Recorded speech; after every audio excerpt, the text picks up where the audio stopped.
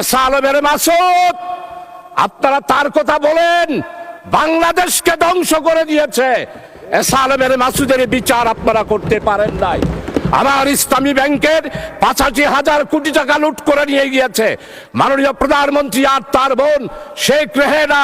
২,৬৩ billion dollar বিদেশে পাচার করেছে। সেগুলোর কথা বাজেট বক্তৃতায় মাননীয় অর্থমন্ত্রী আপনি উল্লেখ করেন নাই। আমি আশা করেছিলাম উনি বাংলাদেশের ১৮ কোটি মানুষের দিকে তাকিয়ে বাজেট দিবেন, কিন্তু উনি বাজেট দেন নাই। সেটার প্রমাণ বাজেট উত্তরণী সাংবাদিক সম্মেলন করেছেন। সাংবাদিক সম্মেলন উনি কি বললেন? অর্থমন্ত্রী বললেন যে আমার এই বাজেট ব্যবসার পরিবেশকে সহজ করার জন্য বাজেট দিয়েছি। ব্যবসায়ীদের কি বাংলাদেশ না? বাংলাদেশ ১৮ কোটি মানুষের বাংলাদেশ।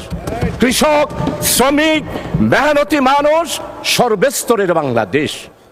আপনি ব্যবসায়িক পরিবার, তাই ব্যবসায়ীদের জন্য বাজেট দিয়েছেন, বাংলার মানুষের জন্য বাজেট দেন নাই।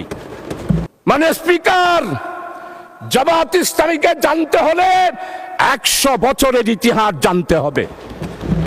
জামাত ইসলামী কি ইসলামী দল না অন্য কিছু, সেটার ফতোয়া দেওয়ার দরকার নাই। জামাত ইসলামের ইতিহাস, ইসলামের উপরে যখন এই আঘাত এসেছে, জামাত ইসলামী বজ্রকণ্ঠে রাজপথে প্রতিবাদ করেছে। সারা বিশ্বে